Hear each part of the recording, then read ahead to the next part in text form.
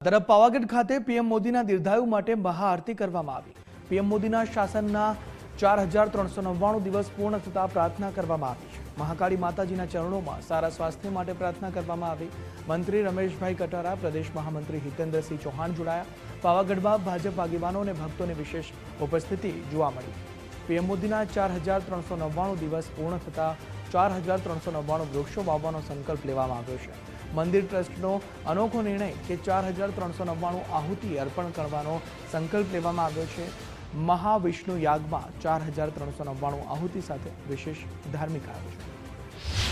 આજે આપણા દેશના યશસ્વી વડાપ્રધાન નરેન્દ્ર મોદી સાહેબના 12 વર્ષ પૂર્ણ થયાના સમય કાળમાં જ્યારે આજે પાવાગઢ ખાતે મહાઆરતી કરવામાં આવી છે, ત્યારે સૌ કાર્યકર્તા વડાપ્રધાન નરેન્દ્ર મોદી સાહેબ હર હંમેશા રાત દિવસ કામગીરી કરી રહ્યા છે। ત્યારે આજે મહાકાળીની આરતી કરી અને એમાં દીર્ઘાયુ વધે અને ખૂબ હજુ પણ આગળ કામગીરી કરે એટલી આજે દેશના વડાપ્રધાન મોદી સાહેબની આજે આખી દુનિયાની અંદર, આખા ભારત દેશની અંદર મહાઆરતી કરી દીર્ઘ આયુષ્ય માટે અને 2047નું જે વિકસિત ભારતનું સપનું જોઈ રહ્યા છે, સપનાને પૂરા કરવા માટે મહાકાળી માતાને આજે એમને આશીર્વાદ આવે એવી પ્રાર્થના કરવા માટે સૌ પંચમહાલ જિલ્લાના કાર્યકર્તાઓ દ્વારા કરવામાં આવી છે।